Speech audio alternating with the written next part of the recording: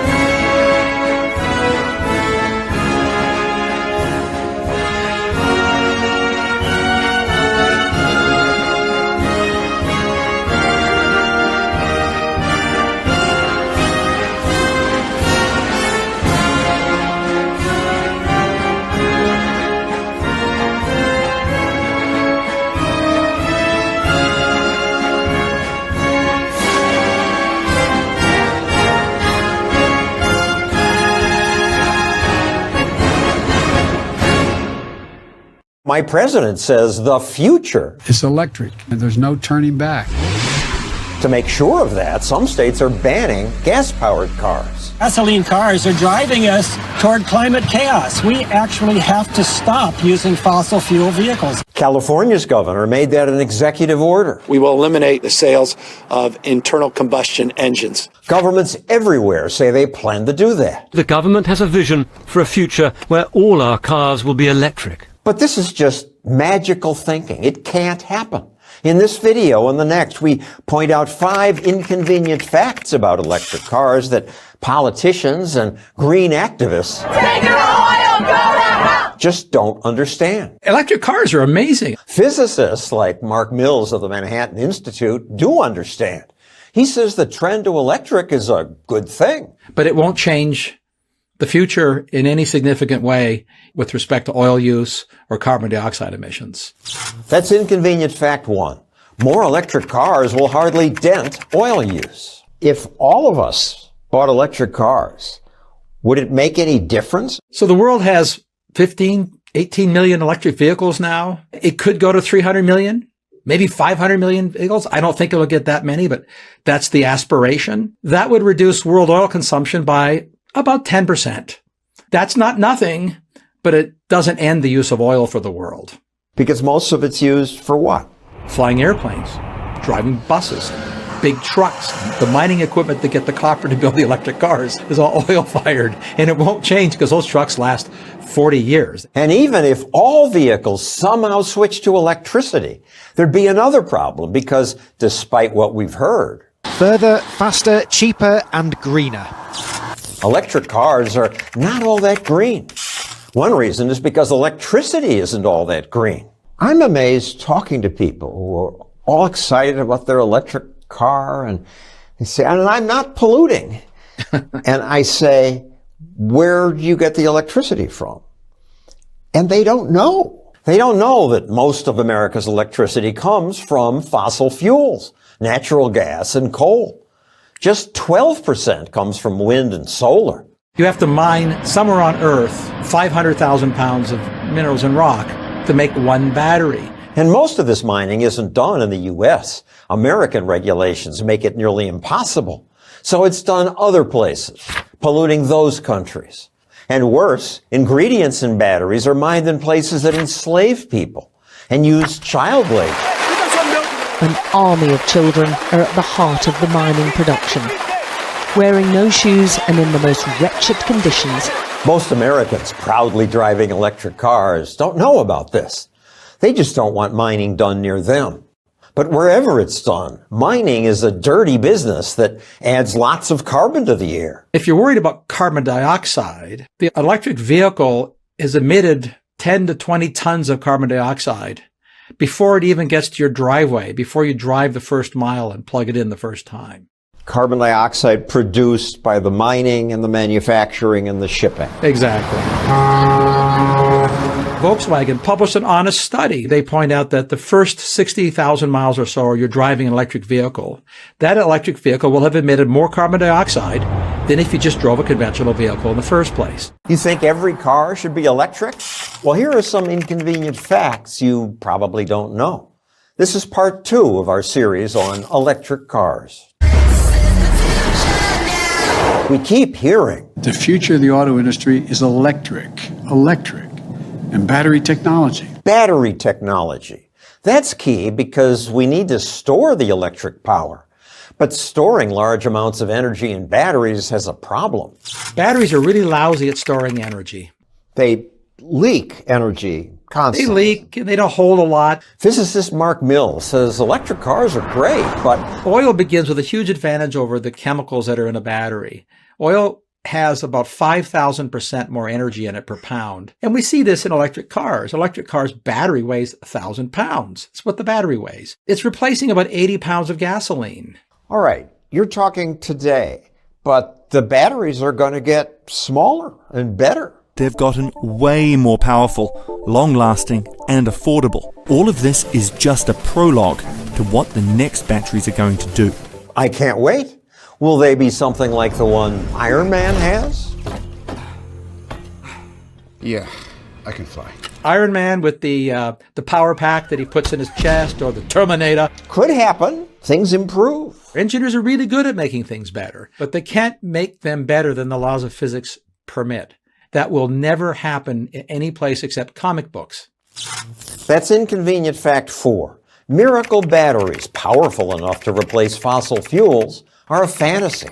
Because nature is not nice to humans, we store energy for when it's going to be really cold or really hot. The people who imagine an energy transition would want to build windmills and solar panels and store all that energy in batteries. But you do the arithmetic and you find out you need to build about $100 trillion worth of batteries to store the same amount of energy that Europe has in storage now for this winter. And it would take the world's battery factories about 400 years to manufacture that many batteries. 400 years? Politicians don't mention that.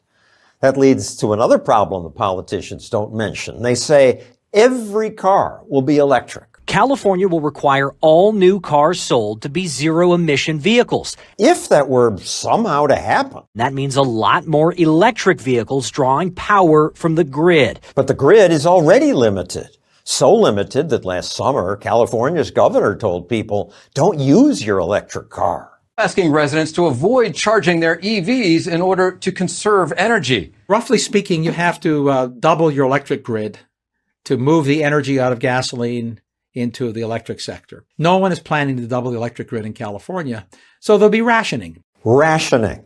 When there isn't enough electricity, cities will simply turn some of the power off. That's inconvenient fact 5. We just don't have enough electricity for all electric cars. And we'll have even less of it if we try to get all our electricity from renewable energy like wind and solar. Our president says we're going to achieve a carbon pollution-free electric sector by the year 2035. And gullible media believe it. It's amazing that all these smart people and supposed leaders say these things. It's upsetting. It really has been an extraordinary accomplishment of propaganda, and there's no other word for it. Oil and gas is going to take everything we know and love. Wind and solar, renewable versus oil and gas. It's almost infantile. It's really, it's distressing because it's so silly. Because even if engineers invent much better wind turbines and solar panels and power lines and batteries, you're still drilling things, you're still digging up stuff, you're still building machines that wear out, we're still driving big trucks, whether you drill a gas well or build a wind turbine. It's all the same, really. It's just big machines to make lots of energy for humanity. It's not magical transformation. In many respects, the parts that aren't different are worse, unfortunately. The politicians are making us pay more to do things that hurt the environment. Europe going back to coal. Burning coal in homes and open stoves because they're so afraid they're going to freeze this winter. People fearful of winter shortages wait for days and nights to stock up on heating fuel. Lines going for miles in Poland. These are people picking up coal to take home to be sure they won't freeze this winter. This is crazy. So what we've done now is had our energy systems designed by bureaucrats instead of by engineers. And what we're getting is worse energy, more expensive energy, and higher environmental impacts. That's what we're doing. As for electric cars, I like them. Maybe I'll buy one. But I won't pretend it'll make me some kind of environmental hero. There'll be lots more electric cars in the future, and there should be, because that'll reduce demand for oil, which is a good thing. But when you do the math, the arithmetic on the scales of demand to operate a society with billions of people, with 5 or 6 billion people who live in poverty we can't imagine, when you want to give them a little bit of what we have, the energy demands are off the charts big. We're going to need everything. Everything includes fossil fuels.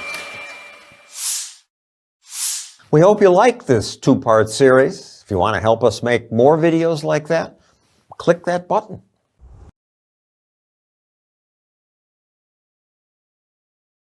You can shove your climate crisis up your arse. You can shove your climate crisis up your arse. You can shove your climate crisis. You can shove your climate crisis. You can shove your climate crisis up your arse.